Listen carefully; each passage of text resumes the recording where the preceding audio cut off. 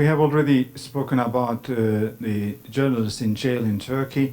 I'm trying to use the term being in jail in a rather metaphoric meaning, and I will try to deal with two questions. How the fact that a lot of journalists are in jail are impacting other journalists who are not yet in jail.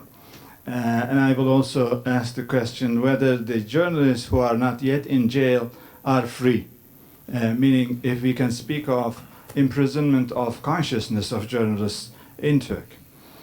I will just underline a few points on how the current government in Turkey is using the threat of persecution, of imprisonment in Turkey. Much like the terrorist organizations are using terrorist activities in order to spread the fear of further terror, the current government in Turkey is actually using jailment, imprisonment of journalists as not for the journalists who are jailed, but for the other journalists who are out of jail to take a lesson. So it is a kind of spreading the fear of imprisonment throughout the media scene in Turkey, and we have already seen how Jason told us that journalists who are outside of jail, even who are outside of Turkey, need to keep certain measured language in order not to harm their friends in jail, but there are more than that to it. Well, one has to underline also already, Joel had done this, the government has been giving a message that there is no separation by means of imprisonment of journalists in Turkey. It started in the past with the Kurdish journalists who had certain feelings for autonomy or separation. Then it included secular journalists like Ahmet Şık and Nedim Şener that Joel mentioned, and then the journalists from Gülen Movement's media has been jailed, and now left-wing journalists like Can Dündar has been jailed. This gives a certain message that no particular ideological camp or interest group is free of the threat of being jailed in Turkey. Well, one particular style issue is also giving a message. Up until now, we have never seen, in the case of Muhammed Rasul, in the case of Hidayet Karaca, or in the case of Can Dündar, we have not seen the prosecutors come up first with a meaningful pretext of imprisonment. There is no real reason, there are ridiculous explanations of why our friends are in jail. Second, the indictments are not prepared. Hidayet Karaca is already over 1 year in jail. There is no indictment. Mehmet Baransu soon is going to have his anniversary in the jail. There is no indictment yet. This gives a message to the overall media scene that you can be taken into jail for any ridiculous reason. You don't need to make something wrong. You just have to make the president of the country angry. He takes it personal. He had vowed in the past that Can Dündar is going to pay for what they did by means of publishing a news item about certain trucks carrying weaponry and ammunition into Syria. We know that he also, or his people wanted the prosecutors to crack into the house of Mehmet Baransu, and they made it very clear that they don't care about the laws. They said, we are the 50%, we will change the law if what you are doing is illegal, and there won't be any problem, they said to the prosecutors. So the message is very clear. You are at the mercy of the president and the small group of, I will call them a gang, controlling the palace. For any reason, you can be put into jail. Well, what kind of an impact this situation, is having on the journalists who are outside the jail yet? First of all, first impact is my own story, leaving the country. It is a painful reality. I'm not the only journalist who have already left the country. There are at least 5 other journalists, I don't want to give names here, that are already in the United States and looking for a permanent settlement outside of Turkey. The number who are in Nigeria, the number of journalists who are in Europe, I can say the overall number is already over 20 people. These are senior journalists who have been working in the Turkish media for at least 10 to 15 years. In my case, my story may sound ridiculous, but which story does not sound ridiculous? My name had been in a list of blacklisted journalists by the palace back in 2014. In fact, I happened to be in the United States and I visited jail at that time when my editor-in-chief Kerim Balci was detained. My name was also in the list of journalists to be detained. That was leaked to the press, to the social media by a certain whistleblower called Fuat Avni.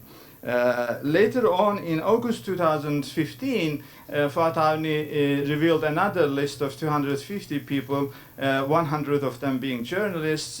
My name once again was at the top of the list, not the first one, the third one, but the first two. Ekrem Dumanlı and Bülent Keneş has already seen the courthouse, and they are under judicial control, meaning they cannot leave the country. So I was the very first journalist in that list that can leave the country, and I did so.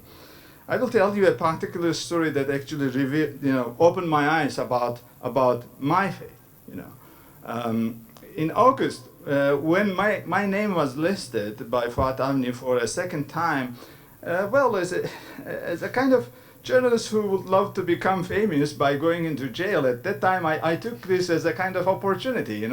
I'm not a famous journalist in Turkey. Many people believe that I am a kind of top expert on Middle Eastern issues, but the Turkish people do not read foreign policy issues. So usually people do not recognize me in the street. Being jailed for some time would give immense opportunity for me to become famous and so on. So I was having fun with this idea. An American citizen from Miami, actually a member of the city council from Darrell, had visited Turkey. This gentleman is a businessman originally from Cuba, which had family connections from Venezuela, who was quite knowledgeable about the situation in Venezuela nowadays.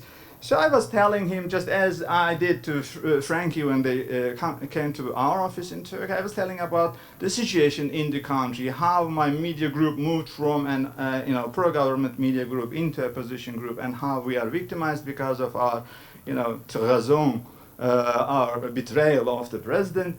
In the end of my short presentation, he said, leave the country, he said to me. And I said, why? He said, within 3 months they are going to start taking over your newspapers and TV channels, and within 6 months this and that going to happen and so on. I said, how come you know?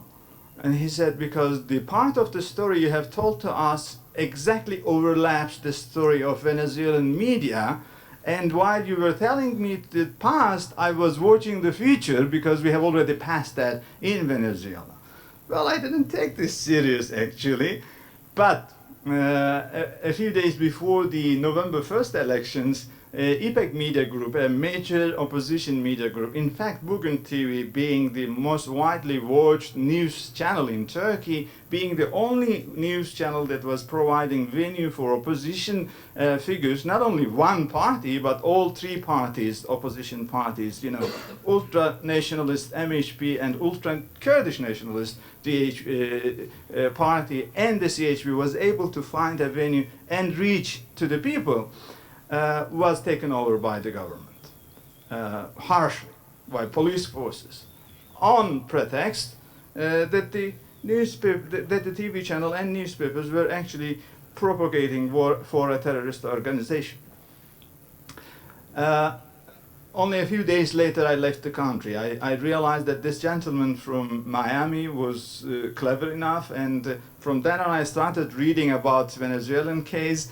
and if it continues like that, and if the projection will overlap in the future also, there is nothing to be optimistic about the future. Unfortunately, international pressure is not taken serious in Venezuela, and it is not taken serious in Turkey also. Let me jump to a basic observation that that is explained through a Turkish saying. Turks has a saying, I can roughly translate it as showing death and making you content with illness. Jailment, imprisonment, is of course the harshest possible, persecution, means of persecution. Of course, we are not expecting any kind of assassinations, hopefully. But this, I visited this particular gentleman in Miami a few days ago, and he said, well, within a year you will start hearing assassinations of the opposition journalists in Turkey. Well, I say, I hope we will never come to that point. But the point is this: many opposition journalists have started to think of escaping imprisonment as the #1 target of their survival as a journalist. Not as being able to report as their #1 target in life, but as but being able to escape imprisonment. That's a shame. You cannot do your journalism under those conditions. On the other hand, I'm looking at the pro-government media. More than 60% of Turkish media is pro-government media right now, and about 25% is playing between becoming pro-government or neutral, and only 15% of the media is still critical of the government. But the dominant segment of the pro-government media, are they free? No. We have seen our friends, which we have worked with for years, several journalists who moved from my newspaper to other newspapers, have started to make all kinds of, explanations, silly ideas why Can Dündar's imprisonment was actually legitimate. And we have started hearing from them that, look, what United States does to Snowden. If United States does, well, the heartland of democracy does that to Snowden, of course we will do the same to Can Dündar, they say. Well, these are journalists, Turkish journalists. We worked together for years. Some of them are my friends for 20 years. And now, just because of their support of the government, particularly of the men in the palace, they are making all kinds of silly explanations, trying to, tell the Turkish people that there's nothing wrong in imprisonment of journalists. So unfortunately, the media ethics is going down in Turkey. Another impact of jailed journalists is a kind of multiplying impact of any kind of court cases. You may be sued for, let me say, defamation of the president. Article 299 of Turkish Penal Code says defaming Turkish president is a legitimate reason for imprisonment from 1 to 4 years, and so on. If it is made in public, meaning written in a newspaper, it is for 4 years, and so on. Okay, being a court case can be opened about you, but the fact that several journalists like Can, like Erdem, like Mehmet Baransu are in jail because of not real reasons makes any kind of court case a more dangerous thing for you. My friend Bülent Keneş, I advised him not to go to the courthouse, because when you go to the courthouse, even if you are not jailed, you are put under judicial control. And judicial control means you cannot leave the country. Somebody like Bülent that spent almost half of his life outside the country because he's the editor-in-chief of an English daily. His target frame audience is abroad. Now he is stuck in Turkey. Is he not in prison? He is in an open prison in Turkey. So any kind of judicial process had become dangerous for journalists. Many people in Turkey, mainly opposition, mainly pro-government media, are asking to me, to other friends of mine who have already left the country, saying, why are you escaping if you didn't do something wrong? Okay? Okay.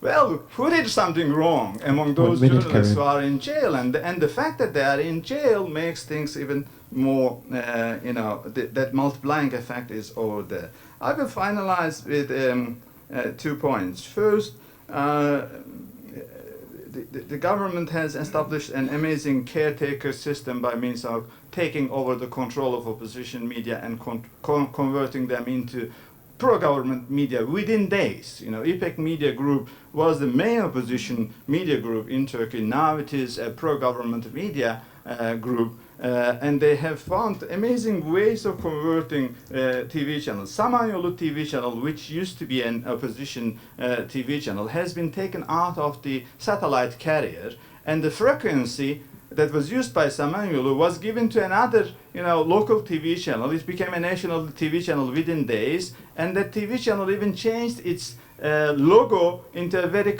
similar S to Samanyolu, so that people who opened that channel it's already in their, TV programs. So when they are going to watch that TV, which is a pro-government TV channel, they will still think that they are watching Samanyolu TV channel, but with, of course, a completely different content. In fact, that TV channel has started broadcasting soap operas that were broadcasted by Samanyolu in the past, so as to give a message to the people that we are still Samanyolu. Okay, the S is still there. So that is a part of the overall campaign of the government. I will finalize with one final impact, which is something good actually, that imprisonment of so many journalists from all over the political scene has done on my own media group. As the people in Zaman Media Group, I have to be frank, we didn't realize the importance of freedom of expression in the past. We didn't realize the importance of, at least at this level that now we have realized. We didn't realize the importance of freedom of media in the country. The criticism that Joel rightfully made a few minutes ago about journalists not speaking, standing against imprisonment of people like Ahmet Şık and Nedim Şener in the past, well, we have our own shameful share in this. And I personally have apologized to both of those journalists in my column twice up until now. But we have learned a valuable lesson from the fact that journalists are being jailed. Our friends, well, they may be from opposing ideological camps or interest groups, but we have taken the lesson. We have apologized up until now about our mistakes, but apologizing is not enough. We are also, I can say, internalizing the lessons of these imprisonments and creating our new discourse of freedom of expression. I will say, with the change of our editor-in-chief in Zaman Media Group to Abdulhamid Village, who is quite willing to continue on this reflection and search for soul about what mistakes we did in the past, we will certainly go further by means of this self-criticism. I will say we are not going just to talk the talk, but we will walk the walk. However, it may be a painful lesson for us. It is certainly a valuable lesson for my media group. Thank you very much. Thank you, Kerim.